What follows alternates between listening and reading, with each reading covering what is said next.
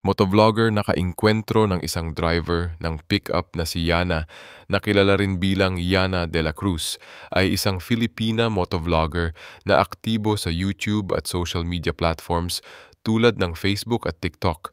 Bilang isang lady rider, ibinabahagi niya ang kanyang mga karanasan sa pagmumotor, kabilang ang mga ride adventures at mga review ng motorsiklo.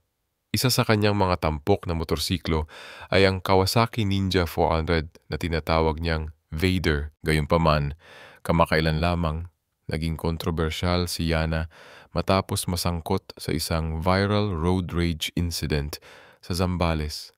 Sa isang video na kanyang ibinahagi, makikita siyang nagpapakita ng hindi magandang asal sa isang pickup driver na naging sanhi ng negatibong reaksyon mula sa publiko. Dahil dito, naglabas ng show cause order ang Land Transportation Office LTO upang ipaliwanag ni Yana kung bakit hindi dapat suspendihin o bawiin ang kanyang lisensya sa pagmamaneho. Bilang tugon, humingi ng paumanhin si Yana sa publiko at sa mga naapektuhan ng insidente. Inamin niya ang kanyang pagkakamali at nangakong magiging mas maingat at responsable sa kalsada sa hinaharap. Thanks for watching, and don't forget to subscribe to my YouTube channel.